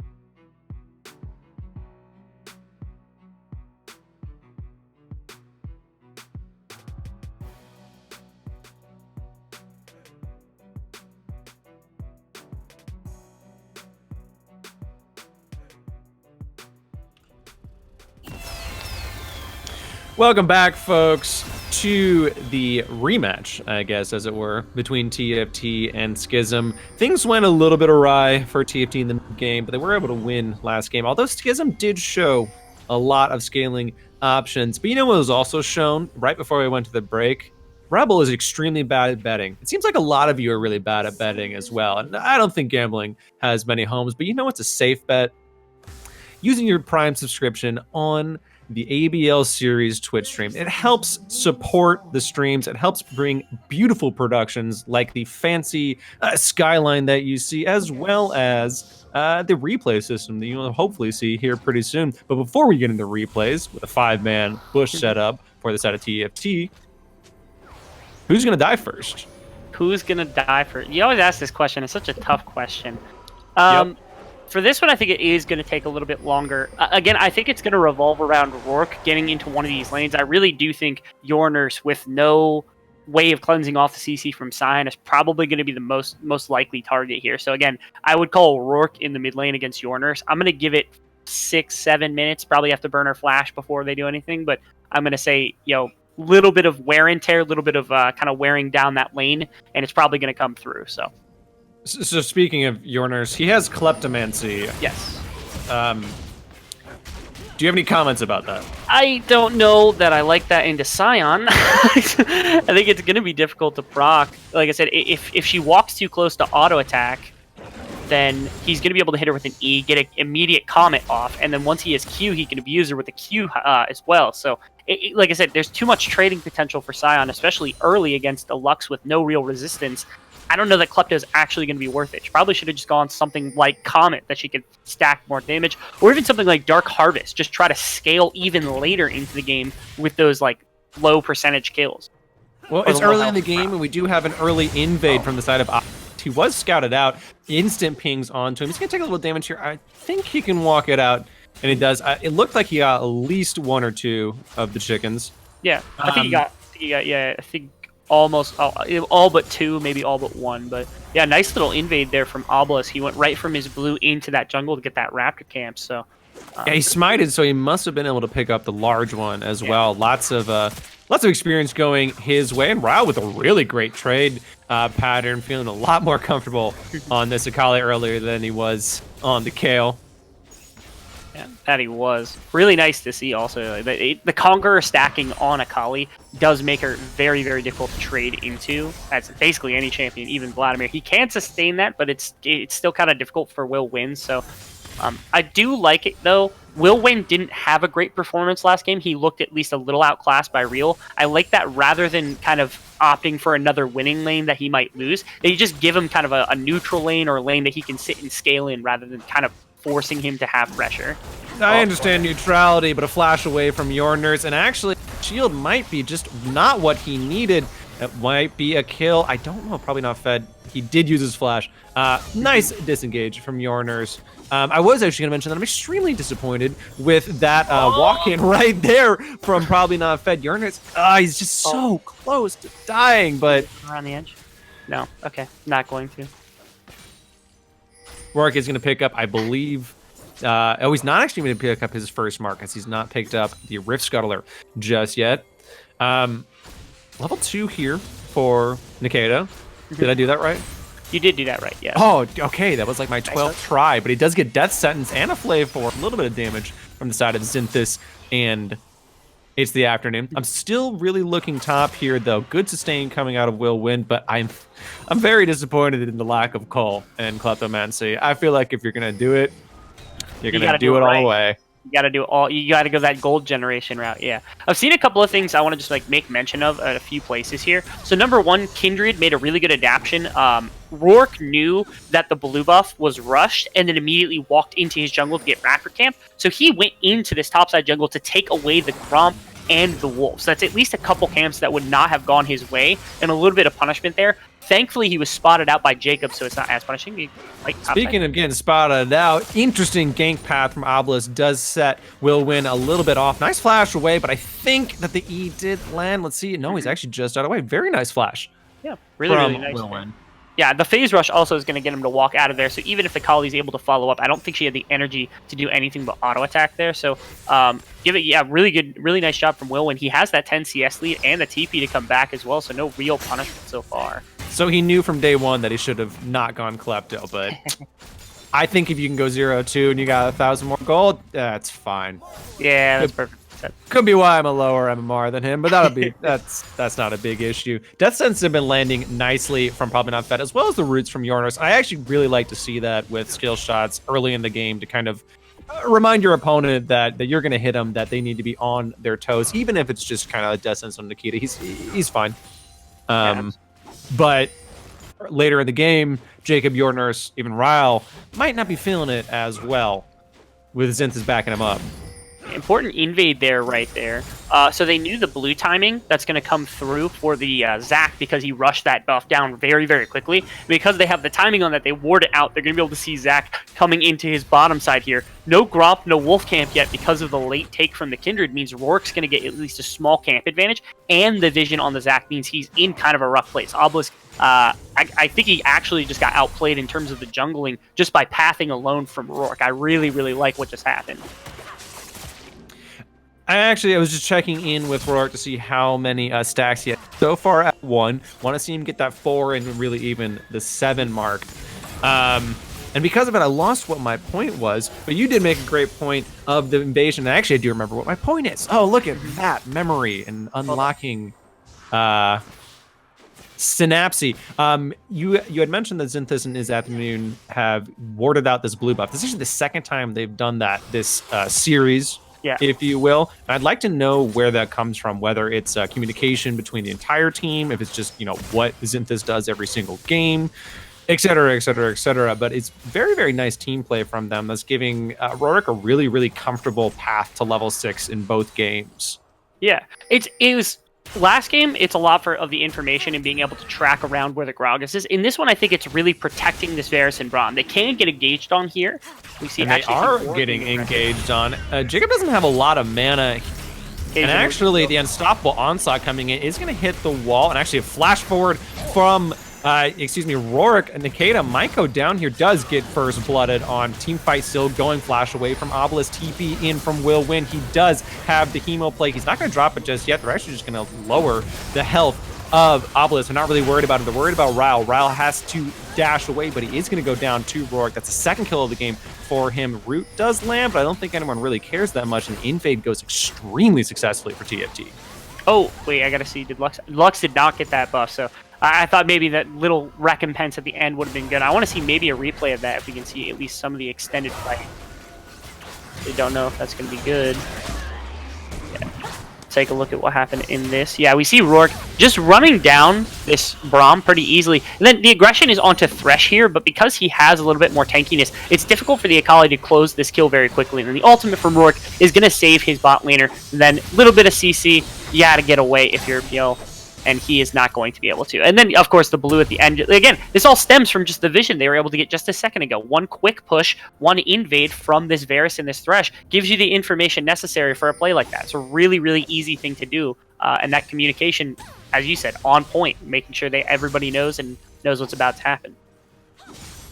A fantastic team play. We're going to hope to see one here pretty soon with the Ocean Drake, I believe. And it looked like the second, or at least... definitely the second stack for Rourke. I actually focus quite a lot on stacking things for like champions like Kindred because it really makes a big difference between a 2-stack Kindred and a 12-stack Kindred. Yeah. Definitely felt the difference myself as well. I gotta see. Yeah, you said he's on 2 stacks right now? Yes, he is. Okay, he is on the opposite side of the map. Might not be able to get that last Scuddler for level 3, but might be able to path up there. The Scion has complete control of this river. I think that's what they're looking for, is they want to buy space for it. Or they're baiting out the fact that he's on this top side so he can gank bottom lane. It kind of look like that. But they pinged it out. So they Fed is in a scary place. He doesn't have Unstoppable Onslaught, but he can probably just back, I guess. That's looking at the minimap is really, really terrifying right now, but they don't know where he is. What is he doing there? He was warding, and he's been founded out by Obeliska.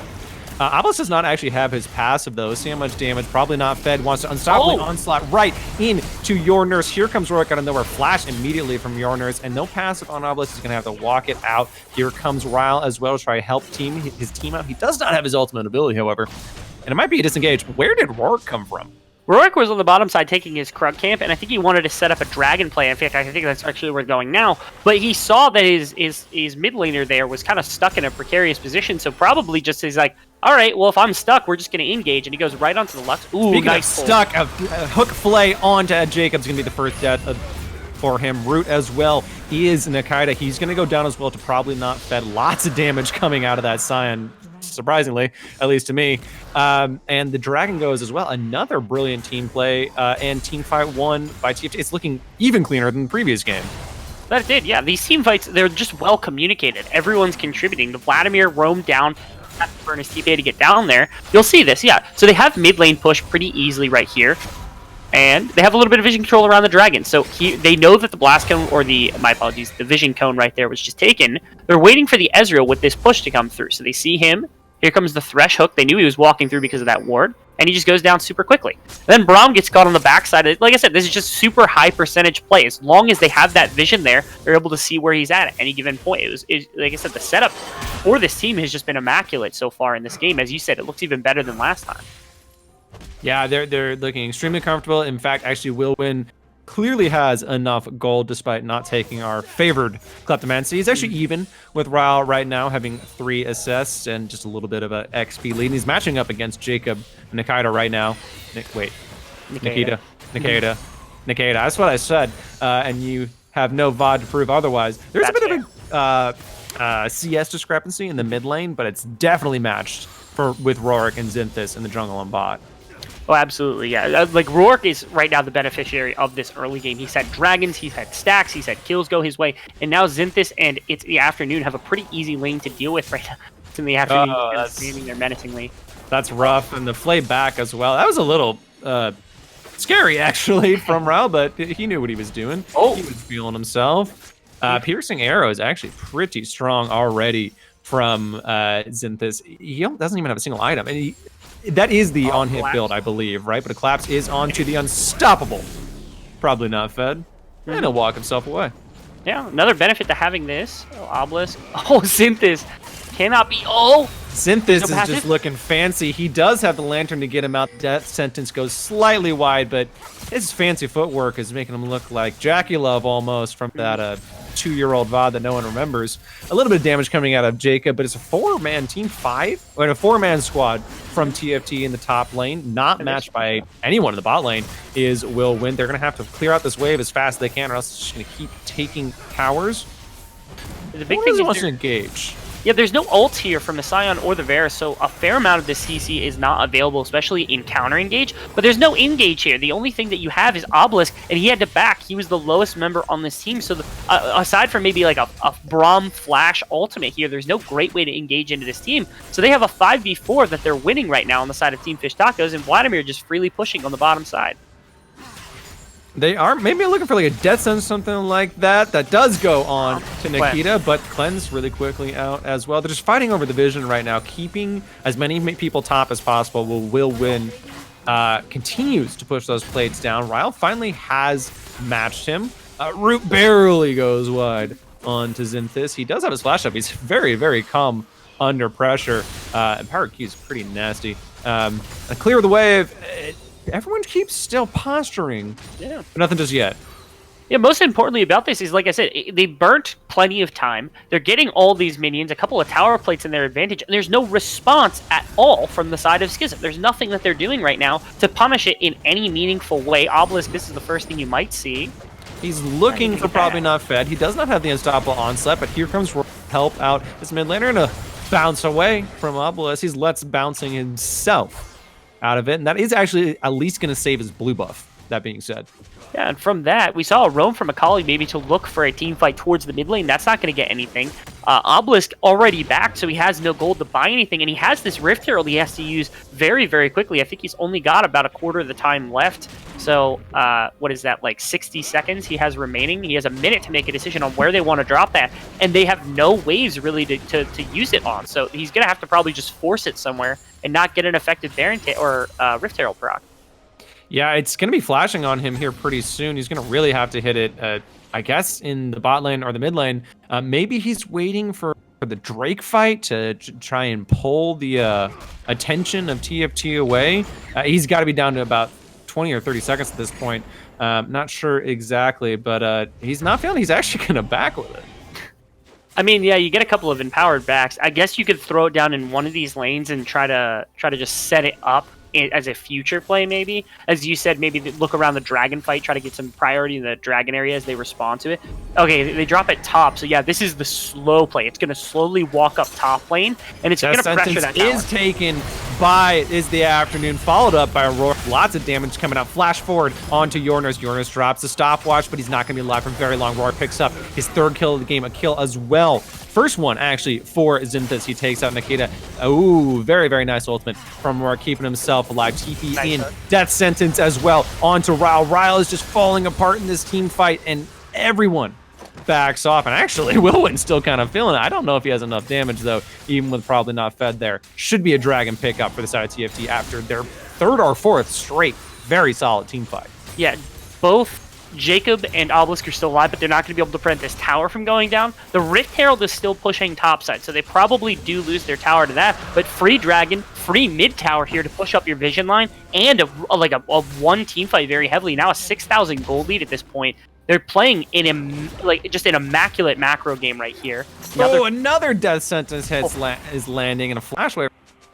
You know what I mentioned earlier when It's the Afternoon, excuse me, hits all those death sentences earlier, is that he should be telling his opposing team that he's going to keep hitting them, but they didn't want to take the warning as they've been hooked over and over and over again. I think it was it Mr. Krabs in like one of the first episodes of SpongeBob that said beware the hooks? Oh yeah, that's a great episode. Listen. Yeah, that's what's happening here. They're playing hooky. Beware the hooks.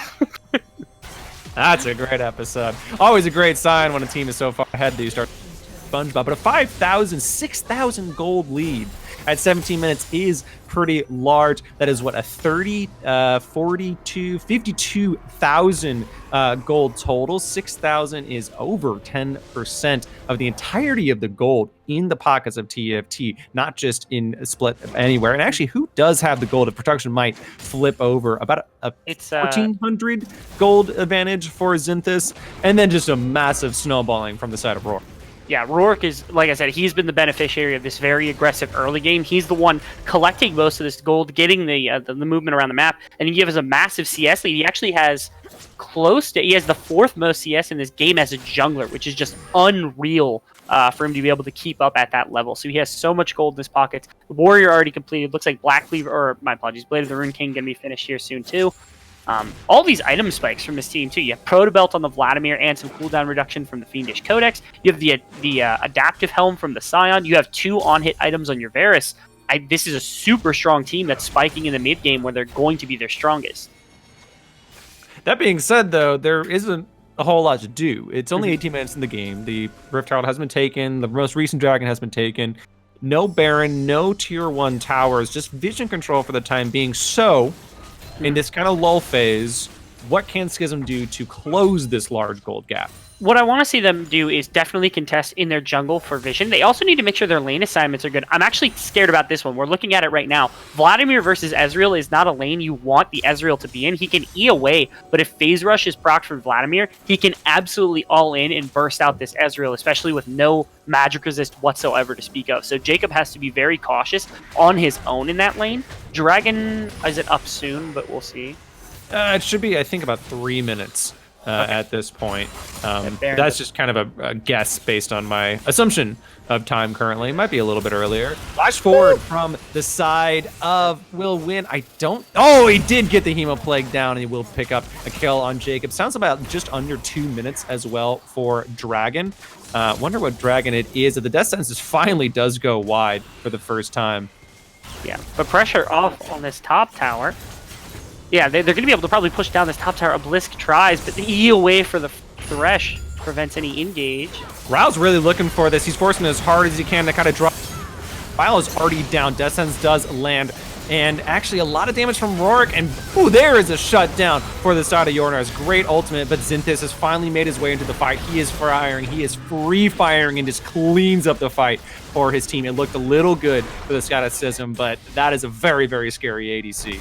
Yeah, they do find double onslaught as well onto Yornars. He does not have flash, and that scary ADC picks up not a kill. He actually gets KS'd by his tank mid laner, but enough of the damage was pumped out. Yep, that was. Yeah, we'll see everything that comes through here. Yeah, you see the engage. The attempt from Obelisk, he's not getting far enough, but the Flay is going to prevent it anyway. Nice jump in here from Macaulay to try to start something off. They get good focus onto Rourke as well with this Lux here. And the rest of the fight's pretty much stalled out, but you have to be terrified. Here's the Varus on the back line. He gets to play front to back on this on-hit in the mid-game. He's so far ahead. You see the damage he can put out, not only with his auto attacks, but with his abilities. Just shreds this team. Lux also goes down at the end. Really nice fight, even though they sacrificed Rourke for it. I do want to give a shout out to your nurse. He did have a fantastic final spark into 3 or 4 people. They were huddling over the Lamb's Respite and was just a little poorly timed. But it just seems like the gold lead might be it. But that being said, this is not a perfect game. No, it's not. Yeah, that's the one caveat you do have to say. Dragon, as we said, its Mountain Drake should be up pretty quickly here. Also, with the threat of like a Kindred and an on-hit Varus, you have to be very terrified, and even like a Vladimir for the team fight afterwards. You have to be terrified of a quick Baron take. It's 22 minutes in, but with on-hit Varus and with Kindred being able to do % health damage, it's just so hard to deal with. So they have to have control of this Baron pit, and they only have the one ward leading up to it. They don't even have control or like any control around the area. Obelisk does jump in. Great flay from the side of his after the Death Sense onto him as well. Forward is Will Win, but it looks like Xynthis is just so safe right now. He's fighting from the back line. No one is in his way. He's got a double kill already. He's looking forward. Not sure they can pick up another kill just yet as they do get the Dragon. Looks like Promenade still chasing it out on the Rao. Rao's extremely low, but I don't know if he'll be run down. Xynthis is trying to get an Ezreal. Seems like kind of a fast spray. Flash forward from Rourke is going to pick up the 4th kill. That's 3 and 4 kills as the piercing arrow does hit onto Jacob, and the Baron, as you mentioned, is going to be really, really fast. They do have Mountain Break already. It doesn't matter that they do it fast, though. They win the entire fight. It was very strange. This started off in the weirdest possible way. Obelisk and Nikita jumped into the fight with no damage anywhere to speak of. There's no Akali. There's no Yorners able to put out damage. There's no Jacob around. They just dove onto these 4 members or 3 members of this team, and they're expecting to get anything accomplished. There's a nice flank from Nikita. If they have damage there, they might actually win that engagement. Yeah, we can take a look and see if we see the end of it here. Yeah, right here, you're seeing the 2 tanks just tanking damage from this Varus and this Kindred, and they're winning on the backside of this fight very easily because it's Vladimir and it's Sion. You can't kill either of them. Both of these 2 end up going down as well just from being chased down. There's nothing that Jacob can really do here. He just has to run away as best as possible. Kindred's able to catch Onslaught is available. So I'm going to take it. I'm back in live. A lot of the cleanup coming up from the side of TFT. It seemed like once those 2 tanks were down and Xynthis hadn't even flashed, it was looking a little scary for the side of Skizm. This tower is going to go down. Very on-hit damage. I don't know what on-hit means. I just say it because it's a buzzword that my color casters know more about. On-hit means anytime an auto attack hits somebody, that a effect happens. So a good example of that is like Wit's End. It does flat magic damage. Ooh. Is Death Sentence an on-hit effect? Oh, he's not dead. That would have been a lot better if he died on hit of the Death Sentence. But the final spark is not going to be a lot of damage onto those 2 tanks. Obelisk does go for it. They will not pick up the Lamb's Respite is enough to keep It's the Afternoon alive and actually keep the entire team topped off as Xynthis picks up his 2nd double kill of the game. He's looking for more. They are going to pick up the bot lane tower. Very nice round for Spite. And actually, Ryle's going for it. He feels it. He has the Shroud, but he doesn't have much that he can do. And he does get shut down with Zinthus. Actually, third kill. I'll give him a triple kill. It's close enough. Yeah, pretty close. Could go for the Penta. Not going to opt to, though. Again, both these damage dealers having trouble kind of supporting the rest of this dive composition. The Braum and Obelisk just getting way too far up. And then Real tries to make a hero play, but he just has no damage, has no real way of making sure this fight goes in his favor. So... yeah, unfortunately, 24 minutes on an Akali, you're not sure, but he barely has an item. Yeah, he has the one item complete with boots, and they're actually defensive boots on top of it. 24 minutes. Normally, I'd feel like I could probably one-shot the back line, but not the game that he's been looking for. 0-4, unfortunately, and not scaling as well as he was on the Kale. Baron should be a little over halfway done. And the bot side inhibitor has been cleared out. So what is the final play for TFT to close out this not perfect game? Again, I would look towards top side of the map. I think they can push down that tower very, very quickly. I don't think you need to split either. Just stay as 5. If they opt for a team fight, you're probably going to win it anyway. Your Nurse. That sentence does hit once again. I don't think Your Nurse has flash. He does not. He's just going to get probably run down here. But actually, the team is dogpiling, trying to save the mid. Well, out of nowhere, Will Win flash picks up the easy kill. Another kill goes down in the Kaida. Will Win does finally finish Your Nurse with the Hemo Plague, and here comes Zinthus and Rorik. The two ADCs just shredding through the rest of this team. Another double kill picked up for the ADC. 11-0-5. He has not died a single time in this series. He's over a 30 KDA at this point. If I'm remembering the previous game, they're looking through the backline. They still do have a little bit of the Baron buff. Ryle is just trying to run away. He doesn't even have ultimate. He doesn't even have flash. They're just waiting for the wave. Baron just topped off, but that should be game. Yeah, really, really nicely played from the side of Team Fish Tacos. Skizm, honestly, game 1, they had a little bit of competitiveness to them. Oh, no. Just walks into the fountain to meme. Wouldn't be fun if you weren't diving the tower. No, it would not. Yeah, but, I mean, obviously, Team Fish Tacos came out in this game, and they looked so clean. It wasn't just their champions in laning phase. It wasn't just dominance from Zinthus or Rourke. It was their macro decisions that got them ahead. 2 kills in the early game, another 2 kills, free dragon here, free turret there, just from these calls and these rotations that they're making. That's what makes this team look so dangerous. It's not the fact that Will Win or Rourke or Zinthus or even probably not Fed or It's the Afternoon are hitting skill shots, making these incredible micro outplays. It's that game methodically felt over from minute 1 because of the way that they were playing it out. It was extremely successful team play, as you mentioned, and looked a lot cleaner than the first game, where they were dominant for most of the first game. But this was kind of a shellacking, honestly. I mean, we're looking at double gold advantages for most players, double damage advantages for most players. I would assume that the warding and the skill shots are also quite a bit higher. I mean, 20,000 damage from the side of Zinthus in a 26-minute game. I mean, he's doing an incredible amount of damage. Do you have any closing thoughts that like maybe could have gone better for Skizm? Like I said, you had a couple of high points. Real looked really good in the top lane in both games. I think there were solid points there. Obelisk on these like engage type champions looked pretty decent. And Your Nurse, again, I think he's showing what he can do on some of these picks, showing that he is a competitive mid laner. It's just Team Fish Tacos was on another level tonight. So we are going to talk with one of the victorious few.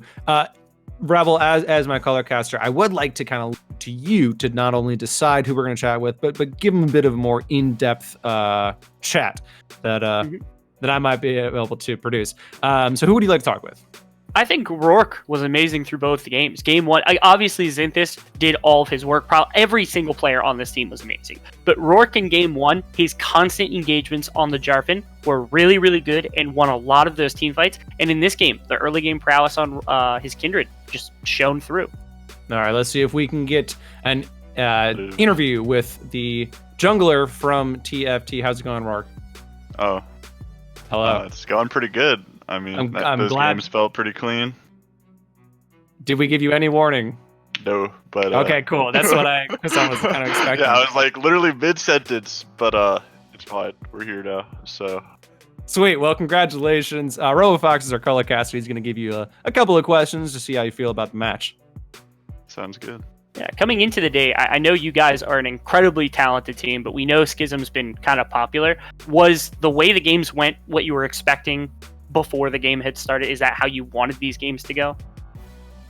Pretty much. I mean, we had a bit of trouble scouting their OPGGs because there's some substitutions going on, but pretty much after game one, we saw that they just wanted to play through like some kind of carry top, and we obviously like to play through our bot lane, at least in this series. So whether it was invading their bot side or forcing bot lane over and over again, we were just able to build early leads and then take easy wins. Although the one Baron in the first game was kind of yikes, but other than that, went pretty well.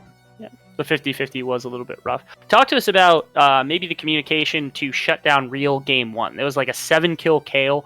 Clearly, it was at least making the game feel a little bit more contested than maybe it was. What was the communication around shutting him down? Did you guys have a new strategy as the game went on to deal with him? Yeah, we saw that he was 7-2 and he got level 11. Definitely pretty spooky, but we knew that the Kaisa was like pretty weak, who's their really only other threat. So every fight, we basically tried to J4 Galio ult Kale, and she only has flash every 5 minutes. So that math means we're able to kill her pretty often. She tried to do some shenanigans with like stopwatch and Zonias, but if you're stopwatch, you're not doing damage. So perfectly fair. Yep. Yeah, and then the final thing I just wanted to ask is, game two was ridiculously dominant. I mean, that I think anyone watching would have seen that. What I saw was a lot of communication, a lot of early invades, and a lot of really clean macro. Do you attribute that to your communication with one another, or was it literally a game plan that was just perfectly set from minute one? Definitely more communication. I mean, talking a lot about where Zach is and what ganks he can possibly do. We were on like our really comfort picks, like Varus Kindred, definitely some of our most practiced characters. And then having the Vlad scaling threat top lane meant that we could just protect mid bot and get me and Zinthus ahead. And the farther we got ahead, I mean, the more and more the game seemed over. And we also had favorable matchups in a lot of the lanes, so it was basically just not letting their Ezreal like do Ezreal things, and it went pretty well. Control was definitely the name of the game. Congratulations on these two extremely clean wins. Rourke, do you have any final words for us? Any shout outs, anything you'd like anyone to know? I guess I'd shout out Miley's Restaurants and Catering, who helps out Team Fish Taco. Other than that, our coach Piero, #1 coach in the league. But I think that's it. So awesome. One last thing. Has anyone ever told you sound like Dyrus? Sometimes. I mean, deep voice definitely goes with being 6'7" and having lots of testosterone flowing through my veins. Okay, I'm swooning enough as is. You don't have to keep saying it. Thank you very much, Rorik. I appreciate your time. Congratulations again. Rebel, do you have any final things you want to say to the broadcast?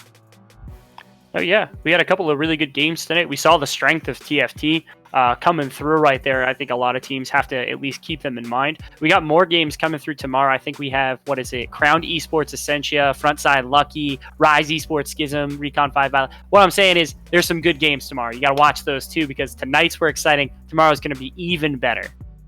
Before those games start and before these games end, you should make sure to hit the follow button on the ABL series, something that I realized that I have not done until now. To hit the follow button just like me, thank you very much for following. You can also subscribe to the channel. You can support all of the teams like Skizm and TFT by following them on their respective Twitters that I bet our production team can find out as well. From myself, from Rebel, my colorcaster, from our cold and rainy British production crew, and everyone at the side of ABL series, the worlds have been great so far, but they are not even close to being done. So tune in again next time, and thank you all so much for being here.